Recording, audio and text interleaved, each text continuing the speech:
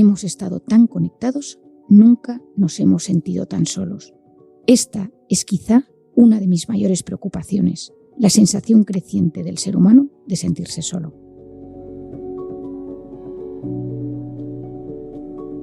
Querido oyente, hoy voy a hablarte de un tema que me parece clave y muy importante. Hoy voy a hablarte de la soledad. Esta es quizá una de mis mayores preocupaciones, la sensación cada vez más creciente de las personas de sentirse solas. Cada vez existen más factores que nos conducen por una pendiente deslizante hacia ese estado de desierto social, donde uno se ve apartado y desconectado de los demás. Pensemos, si no, en el efecto que producen en nosotros la tecnología, la disminución de la natalidad, el envejecimiento de la población, los horarios disparatados, la epidemia de rupturas de pareja o en pleno 2023, todo aquello de lo que hemos derivado de la pandemia. Sentirse querido, sentirse acompañado y aceptado mejora la autoestima y la seguridad en uno mismo. Influye en nuestra psicología y que las relaciones sanas curan y alivian la peor de las heridas.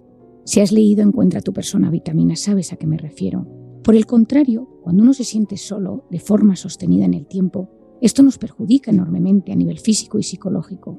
Por un lado, la soledad acompaña múltiples enfermedades autoinmunes, inflamatorias, crónicas, neurológicas, oncológicas y, por supuesto, psiquiátricas. Y también tienes que saber que la soledad es un factor de riesgo importante que incrementa el riesgo de padecer depresión, ansiedad, insomnio y numerosas enfermedades físicas. Hay muchos estudios publicados a día de hoy sobre el efecto de la soledad en la salud física y psicológica. Uno de los estudios más relevantes hasta la fecha sobre el tema de la soledad lo publicó la doctora Juliane Holt-Lundstad en la revista PLOS Medicine en julio del 2017. Analizó los resultados de más de 300.000 pacientes a nivel mundial a través de un software. Los resultados mostraron que las personas socialmente saludables tienen un 50% menos de posibilidades de morir prematuramente. Me parece un dato impactante. La soledad demostró ser una situación de riesgo a la altura de otras más evidentes, como el consumo de alcohol, el tabaco, la obesidad o la falta de ejercicio físico. Las conclusiones expresadas en su artículo apuntaban a que el exceso de soledad es más letal que fumar 15 cigarrillos al día, tener problemas de obesidad o un consumo perjudicial de alcohol. En concreto, ella hablaba de 4 vasos al día. La cuestión de la soledad está íntimamente ligada con los trastornos psiquiátricos y psicológicos. No estamos hablando únicamente de la sensación de sentirse solo como síntoma de la depresión, que lo es, sino que además puede generar estrés y subir el cortisol, esa hormona del estrés que tú ya bien conoces, inflamando nuestro organismo de forma crónica y abriendo la puerta a múltiples enfermedades. Existen múltiples estudios y no quiero que este podcast sea demasiado científico, pero quiero también contarte otro realizado en Harvard por el Dr. Donovan y sus colaboradores en el 2017, con 79 adultos sanos. Les fueron realizadas 3 preguntas sobre su sentimiento de soledad y se midió los niveles de amiloide en su cerebro. La presencia de amiloide está considerada como un síntoma fundamental de la enfermedad de Alzheimer. El Dr. Donovan analizó el deterioro de la función cognitiva tras seguirles durante 12 años. La conclusión a la que llegaron es que tanto la depresión como la soledad están íntimamente relacionadas con el deterioro cognitivo. Si la depresión que padece es grave, el riesgo de desarrollar una enfermedad neurológica es mayor. Por eso insisto tanto en concienciar a la población del efecto tan perjudicial de la soledad. Necesito generar debates, congresos, sesiones sobre cómo paliar esta corriente tan terrible que se ha instalado en el siglo XXI. Nunca hemos estado tan conectados y nunca nos hemos sentido tan solos.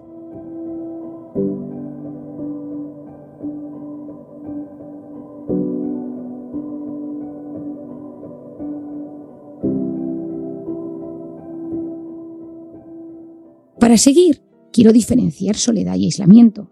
La soledad se presenta de diferentes maneras y matices en los seres humanos. No es lo mismo soledad que aislamiento. El aislamiento es mantener un contacto nulo o casi nulo con otros. Por lo tanto, es un estado objetivo. La soledad, en cambio, es un estado emocional, subjetivo, derivado de no ser capaz de encontrar o mantener las relaciones personales que uno desearía. Es subjetivo ya que no depende de tener o no tener un círculo correcto y sano de amistades, sino que proviene de un desequilibrio entre lo que nos gustaría tener y lo que en verdad tenemos. La soledad bien elegida puede ser el camino de partida para el conocimiento, el frenar, parar, cortar con el cúmulo de estímulos externos, donde puede existir un exceso de ruidos emocionales y sociales, ayuda a frenar esa intoxicación de cortisol, donde se encuentra inmersa gran parte de la sociedad.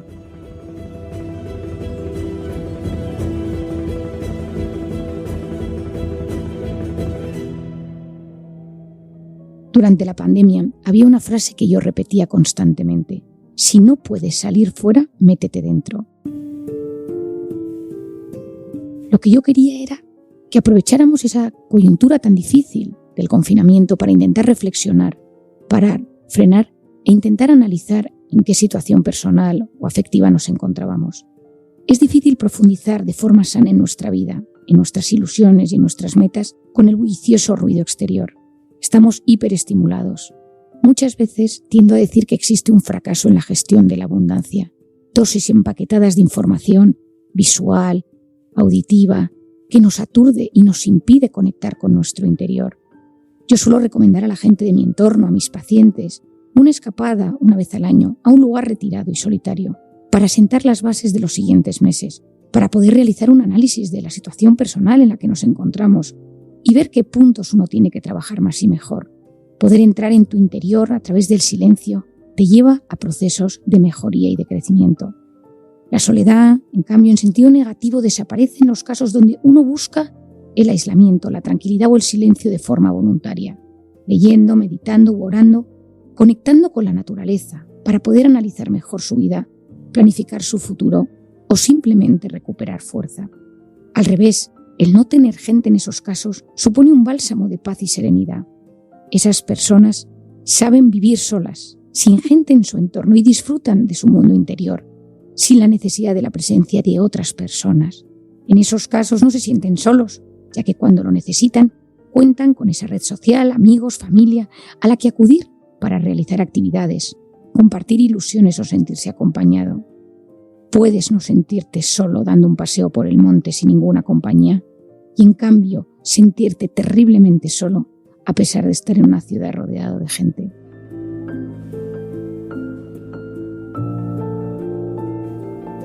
Querido amigo, si mientras me escuchas te detienes un instante y piensas en algún momento donde te has sentido solo de verdad, con una enorme sensación de vacío, ¿sabes a qué me refiero? Es no tener a nadie a quien agarrarte cuando lo necesitas. Todos tenemos cierto miedo a la soledad impuesta. Existen personas que cuentan con una red social y familiar buena, pero a pesar de ello no saben conectar emocionalmente y sienten esa punzada de vacío en muchas ocasiones. Otros notan que les falta algo o alguien especial. Otros sufren ya que se enfrentan a conflictos con los de su entorno de forma frecuente. Cada caso es un mundo. A veces lo que existe de origen es una herida interior, no sanada, donde se activó un estado de hipervigilancia. Es decir, puede ser que tuvieras un abandono en la infancia y que esos microabandonos que sientes en el día a día te afecten de forma desproporcionada. Puede ser que alguien te falló y entonces apareció la desconfianza en las relaciones de las personas de tu entorno. O tras una traición surgió el miedo a ser engañado y notas que no puedes volver a confiar.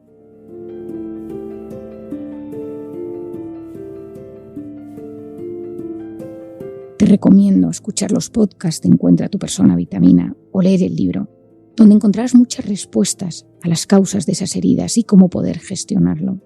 Muchas de esas heridas, conscientes o inconscientes, que habitan en nuestra mente, en nuestro corazón, en nuestra alma, nos impiden disfrutar de forma sana de las relaciones humanas. Ser capaz de diagnosticarlo, de analizarlo y de enfrentarte a ello puede ser el primer paso para paliar esa angustia y sensación de ausencia social. Recuerdo un día a Paula, una paciente que vino a verme a la consulta. Tiene 36 años y me dice: Marian, desde hace tiempo noto que me falta algo en mi vida para ser feliz. Paula es la pequeña de 2 hermanos, con los que tiene una relación excelente. Sus 2 hermanos están casados y tiene varios sobrinos a los que cuida y atiende en muchas ocasiones. Ella me dice: Marian, yo es que tengo muchísimos amigos en el trabajo. Juego al tenis, me encanta hacer excursiones, voy en bici. tengo planes y siempre tengo capacidad de organizar alguna actividad con amigos. Sé que desde fuera parece que lo tengo todo cubierto, pero me da vergüenza decirlo. Me siento muchísimas veces sola. Y a veces lo que creo es que deseo tener pareja. Y yo le pregunté, ¿y por qué te avergüenzas de querer tener pareja? Marian, hoy en día da la sensación de que ser libre es sinónimo de felicidad. Yo tengo cubierta mi parte social desde muchos ángulos, pero echo en falta la cercanía y la intimidad que te aporta tener pareja. Tengo buen trabajo, tengo salud, pero me falta algo y me siento muy sola. Hay momentos en los que no soporto ese vacío. No quiero convertirme en una mujer obsesionada con encontrar a alguien, pero no puedo evitar desearlo en algunos momentos con todas mis fuerzas. Me da vergüenza decirlo, Marian, pero me siento sola. Y en esos instantes en casa, cuando mis amigos o mi familia o mis sobrinos se van, me digo, ¿qué tengo yo para que nadie se ha fijado en mí? ¿Será un problema mío? Mis padres a veces, con cariño, me dicen que soy demasiado exigente. Quizás sea cierto, pero tengo que cambiar. ¿Es realmente mi culpa? ¿Debo sentirme culpable por notarme sola?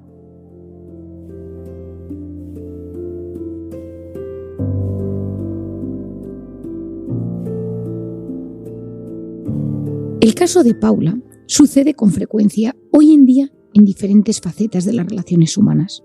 Uno parece avergonzarse al desear tener una relación más especial en la vida, pero también sucede con los hombres o con las mujeres casadas o que están en pareja y comprometidos. ¿Cuánta gente me ha reconocido en la intimidad de la consulta que se siente solo a pesar de estar en pareja? Las infidelidades están a la orden del día. Y cuando pregunto las razones del engaño o de la traición, muchas respuestas son de este estilo. En casa no me entienden, mi marido ya no me escucha ni me presta atención, mi mujer no habla conmigo, solo está pendiente de los hijos, me sentía ignorado o ignorada en mi pareja. Efectivamente, la base de todo ello era un sentimiento inmenso de soledad y vacío, a pesar de estar acompañado. A veces se une a este estado interior una cierta sensación de culpabilidad, como si sentirnos solos fuera nuestra culpa. Quizá pensamos en que se debe a alguna rareza, por la que no somos queridos o aceptados por los demás. Porque si estoy viviendo con mi pareja, con mi mujer, con mis padres o mis hermanos, o mis compañeros de piso, se supone que no debería sentirme así, pero es un hecho. Pese a que no debería ocurrir, que a veces padecemos esa sensación de soledad, y debe de ser escuchada, atendida y enfocada correctamente, para que no genere efectos adversos en nuestra salud. Sentirse solo está muy estigmatizado en esta sociedad, en la que damos tanta importancia a la imagen y en la que tanta gente proyecta en las redes sociales una visión idílica de su vida. Hay que vencer el miedo a hablar de la soledad cuando brote en nuestra vida. Y no hablo solo de acudir a un profesional. En ocasiones la solución pasa por comentarlo con las personas con las que convivimos, para que nos presten ayuda llegado el caso. Cuando se unen soledad, vergüenza y culpa, nos enfrentamos a una situación de riesgo para la persona. En ese instante la mente busca vías de escape para evitar el sufrimiento y dolor que eso le genera. Y esas vías de escape sabemos que no son buenas. Sustancias tóxicas, adicciones y en los casos más graves el suicidio. No conozco a nadie que haya realizado un intento de suicidio que no me expresara el sentirse solo. Me parece clave que desaparezcan el estigma y la vergüenza que conlleva la soledad. Se puede conseguir, como hace muchos años sucedió con la depresión, hasta hace poco inconfesable. Hay que aceptar su existencia, reconocer que la gente que la padece sufre mucho y que esas personas tienen que ser atendidas. Esto supondría un gran paso adelante en nuestra madurez como individuos y como sociedad. Me encantaría, por pedir que no sea, que este tema fuera incluido en el debate social y político, como ya ocurre en algunos países.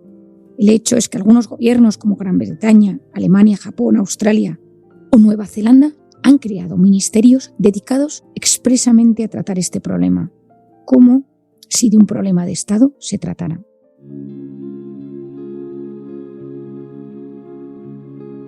Durante la pandemia leí un libro, El poder de la conexión humana, del Dr. Vivek Murthy.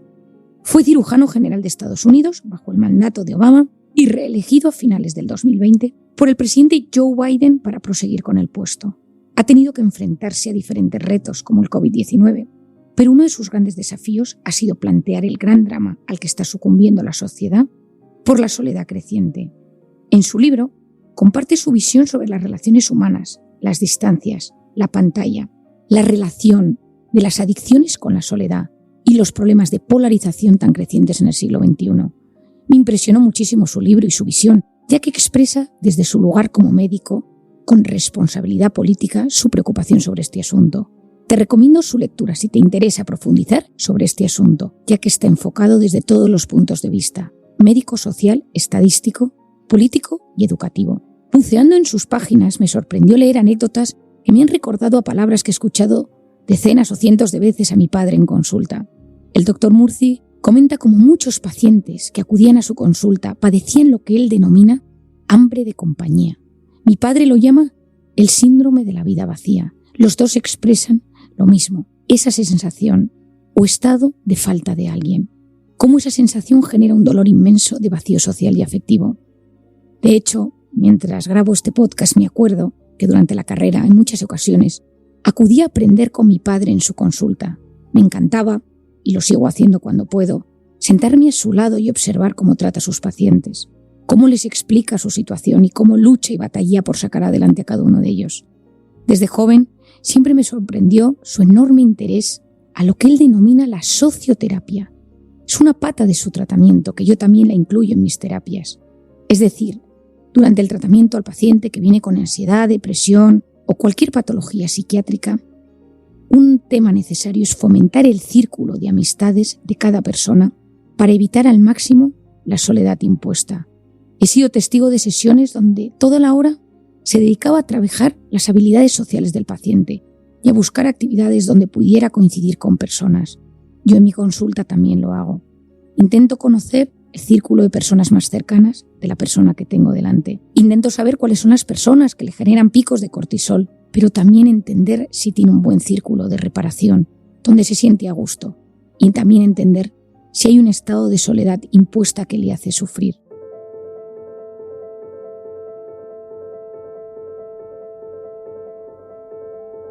Recuerdo con simpatía a Ana, una señora que conocí uno de los primeros días que acudí a mis prácticas mientras estudiaba la carrera con mi padre a la consulta.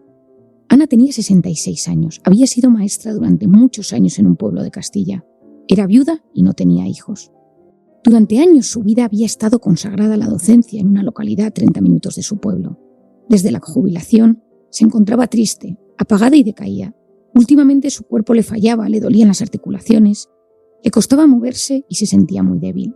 Muchos días no se levantaba de la cama y su hermana, que vivía en Italia, le había sugerido que visitara a un psiquiatra.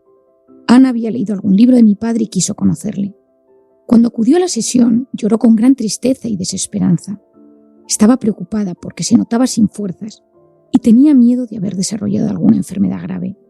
Recuerdo a mi padre escuchándole con suma atención y en un momento dado se acercó a ella, le cogió de las manos y le dijo: «No tienes una enfermedad grave, tu problema es que te sientes muy sola. Esto se llama síndrome de la vida vacía, porque te sientes sin nadie, sin actividades que te llenen». Ese día me explicó a mí que un pilar de la terapia consistiría siempre en lograr que los pacientes encontraran compañía, gente, grupos, asociaciones, donde se sintieran parte de algo. Desde encontrar alguna asociación para subir a la montaña, ir en bici, acudir a reuniones de lectura, apuntarse a cursos de inglés, de música, de deporte. Ana, nuestra paciente, miró atentamente a mi padre. ¿Y qué hago al respecto?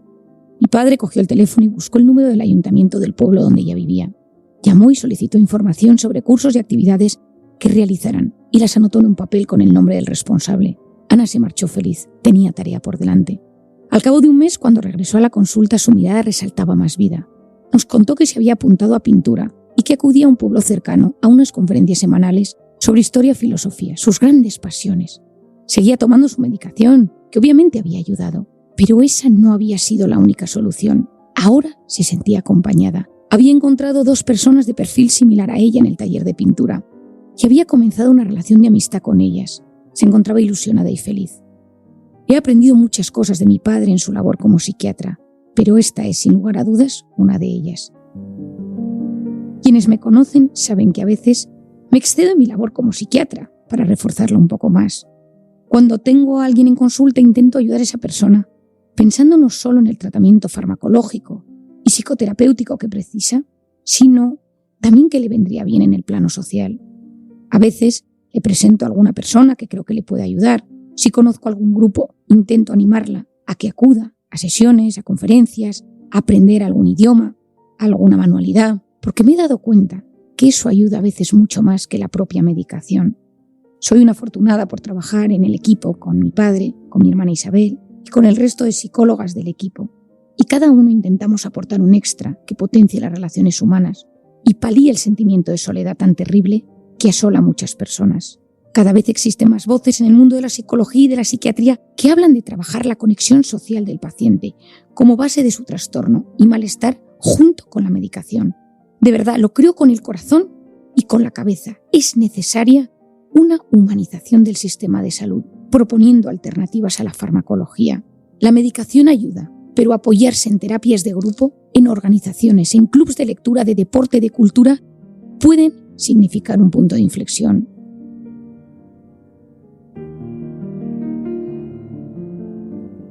La carrera de medicina lleva siglos orientada a que los futuros médicos estudien y conozcan con la mayor precisión posible el cuerpo, sus síntomas y los posibles tratamientos.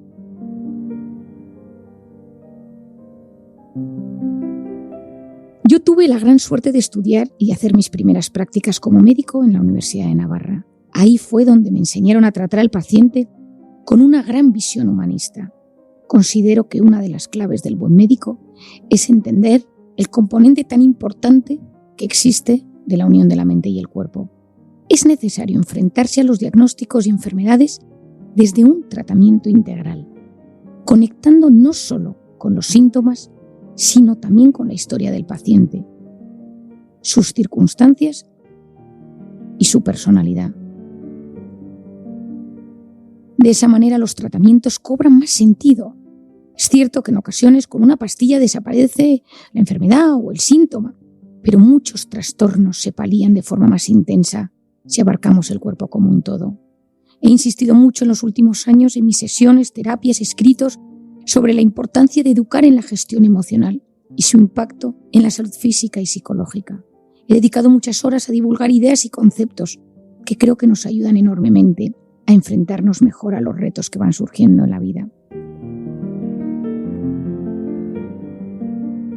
La pandemia no ha hecho más que reafirmarme en la importancia de saber gestionar la incertidumbre y salir lo menos perjudicados posibles desde un punto de vista psicológico cuando aparece el trauma, el dolor o el sufrimiento. Querido amigo que me escuchas, la soledad es importante. No tengas miedo a analizar cómo te encuentras. En los próximos podcasts hablaré de este tema, de cómo trabajarlo, orientarlo y paliarlo de la mejor manera posible. Call me a god.